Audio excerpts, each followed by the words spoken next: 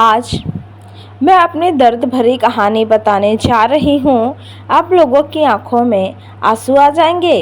कभी कभी कुछ बातें ऐसी होती हैं जो हमें समझ ही नहीं आती है। पहुँचने के लिए हम बहुत सोच में पड़ जाते हैं। कभी कभी मैं सोचती हूँ अधूरी बात कम से कम मुझे पहले समझ में आ जाती तो मेरी ज़िंदगी खराब ना होती। आज मेरे साथ ससुर की मोबाइल रिपेयरिंग की दुकान थी। वहीं पर वो बैठा करते थे और एक मैकेनिकल थे। मेरे ससुर मोबाइल रिपेयरिंग का काम किया करते थे। उनके दुकान पर बहुत से कस्टमर आते थे अपना मोबाइल ठीक करवाने के लिए। मेरे ससुर की एक आदत मेरी समझ से ही बाहर थी। मेरे ससुर जी रात को जब दुकान से घर पर आते तो अपने साथ वहाँ का एक मोबाइल लेकर आते और मेरे हाथों में थमा देते और मुझसे कहते कि बहू इसे चार्ज पर लगा दो। मैं अपने ससुर को कहती कि ससुर जी अपने कमरे में चार्जिंग लगा दो। तब मेरे ससुर जी कहते हैं नहीं, इस मोबाइल को तुम अपने कमरे में ही चार्ज किया करो। तो फिर मैं अपने कमरे में उस मोबाइल को चार्ज पर लगा देती थी। रात भर मोबाइल चार्ज होता।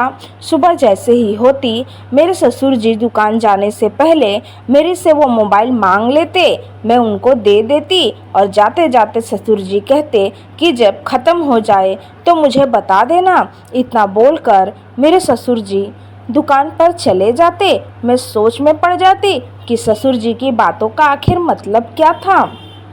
आखिर ससुर जी क्या ख़त्म होने की बात कर रहे थे। मुझे यह बात समझ ही नहीं आई थी कि ससुर जी ऐसा क्यों कहें। अगर ख़त्म हो जाए तो मुझे बता देना। लेकिन मैं ससुर जी से पूछ ही नहीं पाई थी कि आखिर ससुर जी का क्या कहना चाहते थे। उनकी बातें मेरी समझ से बाहर थी। मेरे पति अक्सर काम के सिलसिले में दूसरे शहर के चक्कर लगाते रहते थे। मैं अकेले अपनी सास के साथ रहती थी। मैं कभी कभी सोचती थी ससुर जी की क्या बात है जो अपने सास से पूछ लेती हूँ, लेकिन मैं हिम्मत नहीं जुटा पाई। जब मेरे पति काम से आते तब उनको मैं बताने के बारे में सोचती थी। अपने पति से इस बारे में बात कर लेती हूँ। एक दिन मेरे पति खाना खा रहे थे। मेरे दिमाग में वही सवाल घूम रहा था। फिर मैं अपने पति से यह बात पूछी कि आपके पिताजी दुकान पर जाने से पहले रोज़ मेरे से एक बात बोलते हैं या बोलते हैं कि ख़त्म हो जाए तो मुझे बता देना, लेकिन क्या ख़त्म होने की बात करते हैं मुझे समझ ही नहीं आती। इतना सुनते ही मेरे पति को गुस्सा आ गया और मुझसे कहने लगे पिताजी से ज़्यादा सवाल जवाब मत किया करो। उनसे कोई भी सवाल जवाब मत करना। मुझे बहुत गुस्सा आया था, लेकिन मैं कर भी क्या सकती थी। फिर मैं भी चुप रहने की ही ठान ली थी। अपने मन में उठ रहे सवालों को अपने दिल में दबाकर बैठी रहती थी। उन सवालों का मतलब जानने की खुद से कोशिश करती थी, लेकिन इस सवाल का जवाब मुझे नहीं मिलता था। एक दिन किसी बात को लेकर मेरा मूड खराब हो गया था। फिर मैंने सोच लिया इस सवाल का जवाब मैं खुद ही पता करके रहूँगी। आज ससुर जी जब सोकर आएंगे मैं आज इस सवाल का मतलब जानकर ही रहूँगी। ससुर जी के जागने से पहले मैं मोबाइल चार्ज से निकाल ली और अपने हाथों में ले ली। ससुर जी जैसे ही दुकान पर जाने वाले थे मेरे कमरे में आए और मुझे वो मोबाइल मांगने लगे, लेकिन उनको मैं नहीं दे रही थी। ससुर जी ने 2-3 बार बोला बहू मोबाइल दे दो मुझे, लेकिन मोबाइल को पकड़कर खड़ी थी। फिर ससुर जी को गुस्सा बढ़ने लगा। मैं डर के मारे मोबाइल उनके हाथों में पकड़ा दी। मोबाइल लेते ही ससुर जी मोबाइल को अलग पलट कर देखने लगे। उनके चेहरे का एक्सप्रेशन बदल गया था। मैं अपने ससुर के चेहरे के एक्सप्रेशन को देख रही थी या समझने की कोशिश कर रही थी कि आखिर ससुर जी को क्या हुआ। उनको बहुत गुस्सा आया था। ससुर जी की दुकान पर जाने की बजाय सीधा वापस अपने कमरे में चले गए। ससुर जी की हरकत से मैं बहुत हैरान कर दिया था।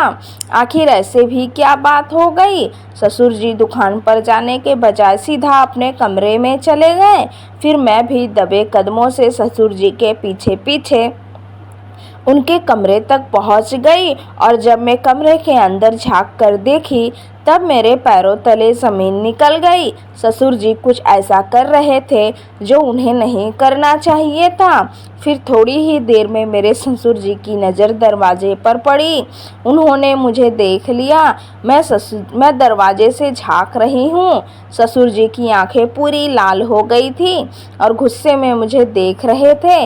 उनके लाल लाल आंखों से मुझे बहुत डर लगने लगा था। मैं भागकर अपने कमरे के अंदर पहुंच गई और अंदर से कुंडी लगा दी। फिर थोड़ी ही देर में मेरे कमरे का दरवाज़ा खटखटाने लगा।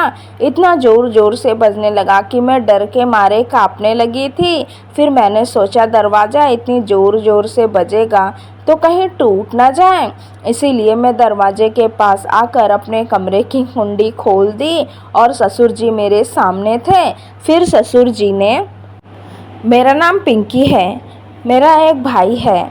मैं अपने भाई से उम्र में बहुत छोटी थी। तभी हमारे माता पिता एक कार एक्सीडेंट में मारे गए थे। फिर इसके बाद मैं और मेरा भाई नाना नानी के घर पर हम दोनों रहते थे। बहुत नाना नानी हमें बहुत प्यार करते थे क्योंकि मेरी माँ नानी की बेटी थी, जिस वजह से नाना नानी हम दोनों को बहुत ही लाड प्यार करते थे। मेरा भाई पढ़ाई ख़त्म होने के बाद मेरे भाई की बहुत अच्छी नौकरी लग गई थी, जिस वजह से मेरे भाई को बहुत अच्छी सैलरी मिल रही थी। इस वजह से हमारी गरीबी के दिन दूर होने लगे थे।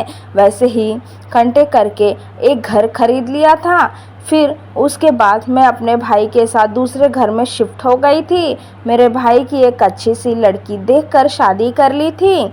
मेरी भाभी जो आई थी वह भी बहुत अच्छी थी, मुझे बहुत लाड़ मिलता था, प्यार मिलता था दोनों से। मेरे घर में किसी भी चीज़ की कोई कमी नहीं थी, जो मांगो सब मिल जाता था। भाभी भी जॉब पर जाने लगी थी क्योंकि मेरी भाभी भी ज़्यादा पढ़ी लिखी मिली थी, जिस वजह से उनकी जॉब भी अच्छी लगी थी। मैं घर पर अकेले रहती थी। पढ़ाई पूरी हो चुकी थी लेकिन मैं काम पर अभी नहीं जा रही थी। मेरे भाई का कहना है, जब हम दोनों पति पत्नी कमा रहे हैं तो तुम्हें काम करने की क्या ज़रूरत, तुम अभी घर में आराम करो। लेकिन पढ़ाई करते वक्त मेरा जो एक क्लासमेट था, मुझे उससे मोहब्बत हो गई थी। मेरे भैया ने मुझे मोबाइल फ़ोन दे दिया था। भैया भाभी के ऑफिस जाने के बाद मैं उस लड़के से बात किया करती थी फ़ोन पर। उस लड़के का नाम अर्जुन था। अर्जुन और मैं पहले तो एक फ्रेंड थे। नोट्स के सिलसिले में हमारी बात हो जाया करती थी, लेकिन धीरे धीरे हमारी दोस्ती प्यार में बदलती गई। मेरे भैया को मुझे बताने की हिम्मत ही नहीं हुई थी। अपने भाई को बता दूं मैं किसी लड़के से प्यार करती हूँ। दिन इसी तरह गुजर रहे थे। मैं रोज़ पर फ़ोन बातें किया करती थी। मेरी फ़ोन पर बातें लंबी लंबी होने लगी थी। हम दोनों का प्यार बहुत गहरा होते जा रहा था, लेकिन हम दोनों के सिर्फ फ़ोन पर बात होती थी। एक दिन मुझे झटका तब लगा जब मेरी भाभी ने भैया से कहा, अब पिंकी जवान हो गई है, इसकी शादी कर देनी चाहिए। इस बात से मैं घबराने लगी। मेरी भाभी का कहना था जवान लड़कियों को घर पर ज़्यादा नहीं बैठना चाहिए। इस पर मेरे भाई ने कहा, तुम ठीक कह रही हो, पिंकी के लिए रिश्ता देखना शुरू कर देता हूँ। इसके बाद भी मेरे में इतनी हिम्मत नहीं थी कि अपने भाई को अपने अफेयर के बारे में बता दूँ, क्योंकि मेरे भाई चाहते थे मेरी शादी एक बड़े घराने में हो। लड़का अच्छा पढ़ा लिखा हो, अच्छा कमाता हो, अच्छा घर हो उसका और अच्छी फैमिली हो। लेकिन अर्जुन इन सब से कोई जॉब नहीं थी, न ही घर था। अगर मैं अपने भाई को अर्जुन के बारे में बता देती तो मेरे भाई इस बात के लिए कभी राज़ी नहीं होते। रात पर फ़ोन पर अर्जुन से बात कर रही थी और उन्होंने मेरी बातें सुन ली, जिस वजह से फ़ौरन वो मेरे कमरे में आए। मेरे हाथों से मोबाइल लेकर अपने कान में लगा लिए, यह सुनने के लिए कि दूसरी साइड से कौन बोल रहा है। जब उन्होंने अर्जुन की बातें सुनी तो उन्होंने गुस्से में मोबाइल को फेंक दिया, जिसकी वजह से मोबाइल टूट गया। फिर मेरे भैया बोलने लगे, ये क्या कर रही हो आधी रात को, किससे बात कर रही हो फ़ोन पर, कौन है लड़का, बताओ जल्दी से। अब मैं और चुप नहीं बैठ सकती थी। मैंने भैया को मेरे और अर्जुन के बारे में सारी बातें बता दी। मैंने भैया से कह दिया कि भैया, अगर मैं शादी करूँगी तो सिर्फ अर्जुन से, नहीं तो मुझे किसी से शादी नहीं करनी। भैया मेरे ऊपर हाथ उठा दिए और मुझसे कहने लगे, बेशरम, मुझे नहीं पता था तुझे इतना लाड़ प्यार देने के बाद तू बाहर प्यार ढूंढेगी। इतना कहकर मेरे भैया कमरे से बाहर निकल गए थे और जाते जाते टूटा हुआ मोबाइल अपने साथ उठा ले गए। फिर मेरे भैया ने अर्जुन की पूरी डिटेल्स निकलवाई थी। इसके बाद मेरे भैया यह पूरी तरीके से डिसाइड कर चुके थे, इस लड़के से मैं वास्ता ना रखूं, क्योंकि जिस इंसान ने मेरे भैया को अर्जुन के बारे में खबर निकलवाई थी, उस आदमी ने अर्जुन के बारे में पूरी बात बता दी थी। उसने अभी तक कोई जॉब नहीं है और वो किराए के मकान में रहता है। मेरे भैया के लिए यह तो काफ़ी था इस रिश्ते को तुरंत मना कर देना। मैं बहुत बेचैन हो गई थी अर्जुन से फ़ोन पर बातें करने के लिए, लेकिन मेरी बात नहीं हो पा रही थी। मेरे भैया भाभी मेरे लिए रिश्ता देखना शुरू कर दिए थे। मैं बहुत तड़प रही थी कि मैं अर्जुन से फ़ोन पर बात कर सकूं। मेरे भैया ने एक रिश्ता तय कर दिया था मेरे लिए और जल्द से जल्द मेरे भैया मेरी शादी करना चाहते थे। मेरे भैया ने जो लड़का मेरे लिए पसंद किया था, उसके साथ मेरी इंगेजमेंट 1 हफ्ते के अंदर होने वाली थी और 1 हफ्ते के बाद दूसरे हफ्ते में मेरी शादी होने वाली थी। मैं बहुत तड़प रही थी अर्जुन से बात करने के लिए, क्योंकि मैं उससे बहुत ज़्यादा प्यार करती थी और मुझे पूरी उम्मीद थी अर्जुन भी मेरे बिना तड़प रहा होगा, मेरे फ़ोन का इंतज़ार कर रहा होगा, क्या सोच रहा होगा मेरे बारे में, मैं उसको फ़ोन क्यों नहीं कर रही हूँ। यह सब सोच सोच के मेरा दिमाग ख़राब हुए जा रहा था। लेकिन जिस लड़के से मेरी इंगेजमेंट होने वाली थी, उस लड़के को मैंने देखा नहीं था, बस भैया के मुँह से उसकी तारीफ़ ही मैंने सुनी थी। अब यह वक्त आ गया था जिस दिन मेरी इंगेजमेंट थी। मेरी सहेली मेरे घर आई थी और मेरी सहेली को अर्जुन के बारे में सारी बातें पता थी। अर्जुन मेरी सहेली से मिला था और फिर मेरी सहेली ने अर्जुन को मेरी इंगेजमेंट की बात बता दी थी।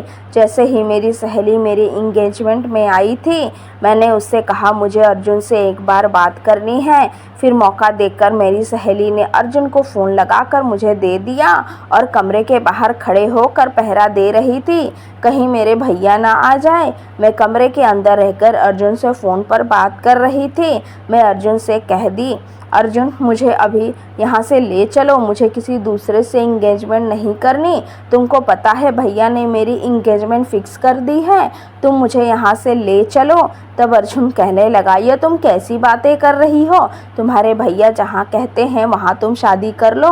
तुम्हारे भैया ने जो लड़का तुम्हारे लिए पसंद किया है वह लड़का रईस है, उसका बहुत अच्छा ख़ानदान है, तुमको पलकों पे बिठा के रखेगा। तुम तो जानती ही हो मेरे पास जॉब नहीं लगी है और मैं एक किराए के मकान में रहता हूँ।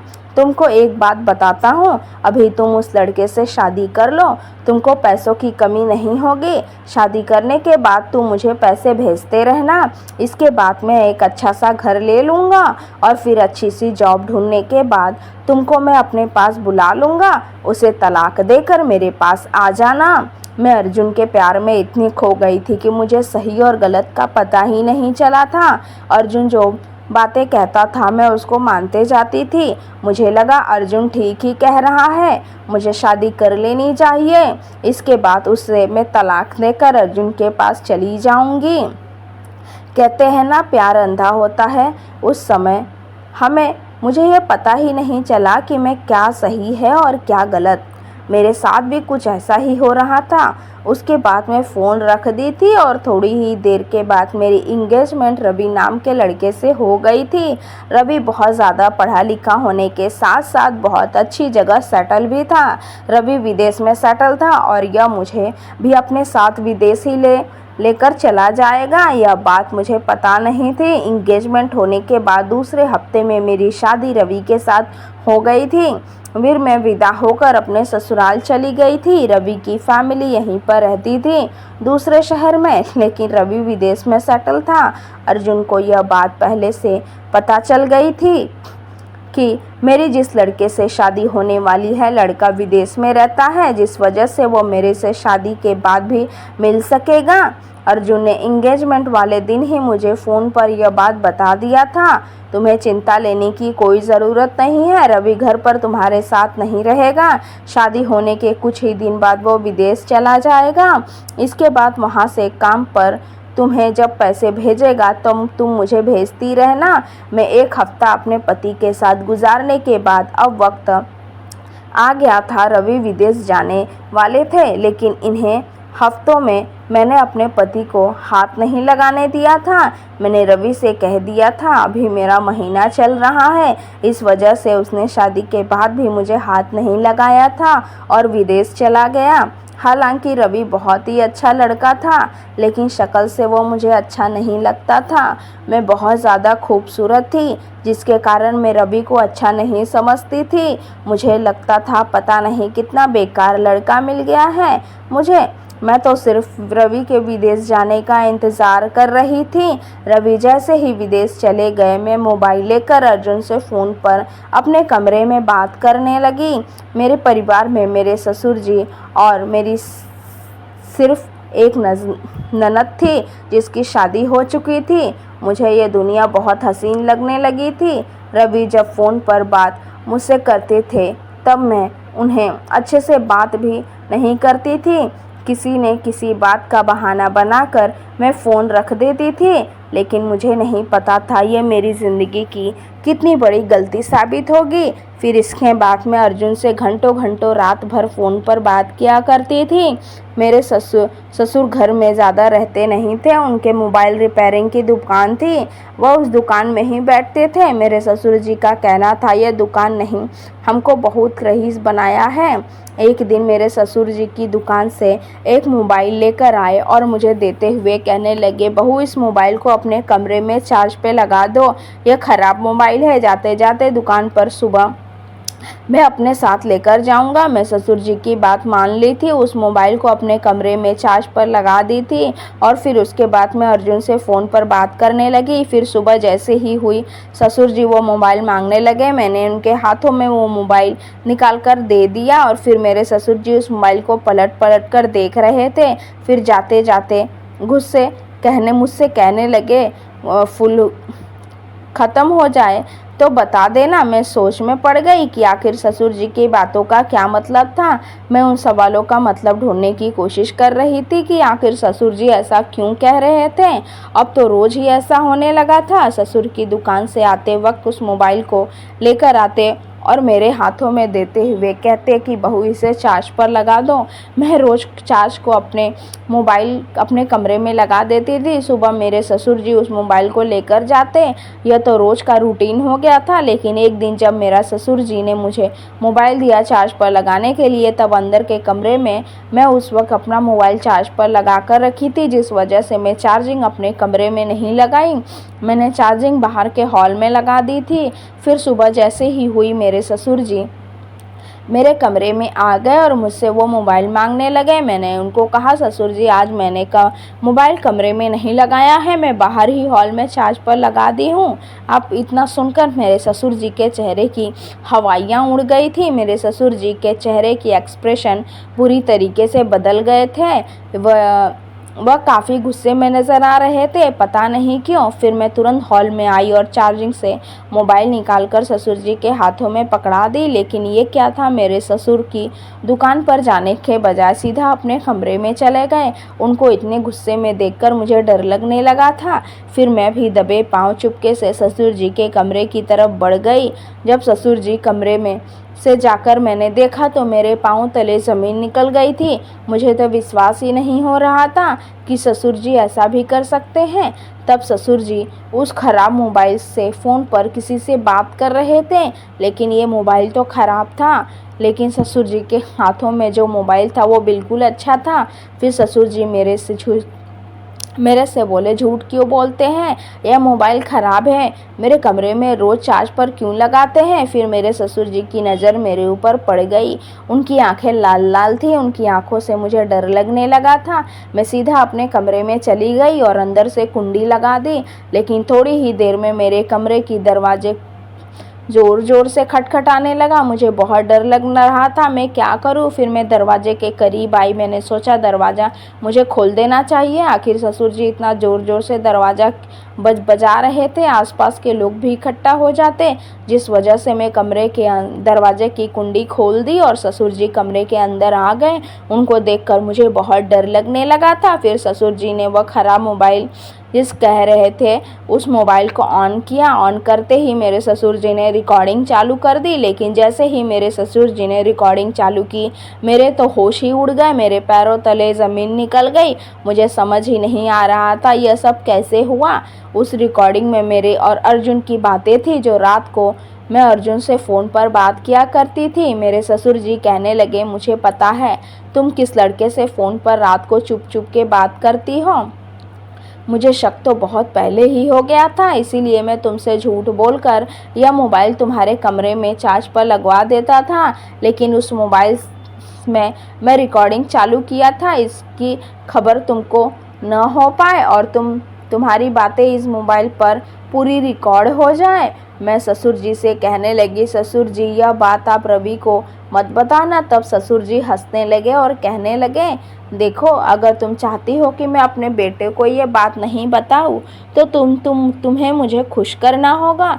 ससुर जी की फरमाइश ने मेरे होश ही उड़ा दिए। किसी दूसरे से रिश्ता रख सकती हो तब मेरे से रखने में क्या हर्ज है। देखो मेरा बेटा यहाँ पर नहीं रहता है और उसको पता भी नहीं चलेगा। तुम मेरे साथ रोज़ रात गुजारा कर लिया करो। इसके बाद यह बातें मैं नहीं बताऊंगा अपने बेटे को और हम खुशी खुशी रहेंगे। ये सारी बातें सुनकर मेरा मन कर रहा था ससुर जी का गला ही घोट दूं, उनको पटक पटक के खूब मारूं।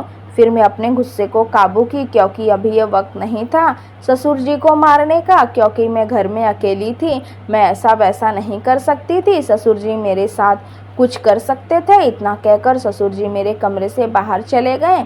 उनके जाने के बाद मैं तुरंत अर्जुन को फ़ोन लगाई और अर्जुन से कहने लगी, मेरे ससुर जी हम दोनों की बातें जान चुके हैं। अब मुझसे कहने लगे, मुझे पता था तुम ऐसी ही लड़की हो, इसीलिए तुमसे मैंने शादी नहीं की। मुझे समझ नहीं आ रहा था कि अब मैं क्या करूं, लेकिन मुझे एक उम्मीद की किरण दिखाई दी जब मेरी ननद हमारे घर पर रहने के लिए आई। मुझे लगा अब मेरी मुश्किल आसान हो जाएंगी। मेरी ननद के आने के बाद मुझे बहुत अच्छा लगने लगा, क्योंकि ससुर जी घर में मुझे अकेला पाकर किसी न किसी बहाने से मुझे छूने की कोशिश किया करते थे। रात होने के बाद मैं अपनी ननद के कमरे में जाकर सो जाती।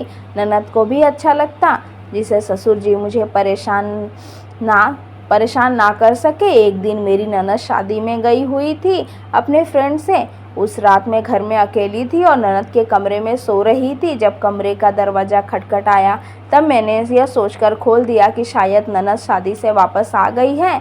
लेकिन जैसे ही मैं खोली, ससुर जी सामने थे। वह मेरे कमरे में घुस आए और फिर गंदी गंदी हरकतें करने लगे, जोर ज़बरदस्ती करने लगे। लेकिन भगवान का शुक्र था कि मेरी ननद आ गई और उनकी जोर ज़बरदस्ती वाली बातें सुन ली और अपने पिता को बुरा भला कहने लगे। इसके बाद ससुर जी ने मोबाइल निकाल कर मेरी और अर्जुन की रिकॉर्डिंग सुना दी। लेकिन मेरी ननद ने उस रिकॉर्डिंग पर भरोसा नहीं किया और मेरी ननद ससुर जी से कहने लगी, आप अभी चले जाइए, नहीं तो मैं भैया को आपकी हरकतें बता दूंगी। तब आप सोच ही सकते हैं आपके साथ क्या होगा। इसके बाद ससुर जी अपने कमरे में चले गए। अब मैं और ज़्यादा चुप नहीं रह सकती थी। मैंने सोचा कि अपनी ननद को मेरे और अर्जुन के बारे में सब बता देना चाहिए। मुझे अब और झूठ नहीं बोलना चाहिए। फिर मैंने अर्जुन के बारे में सारी बातें बता दी।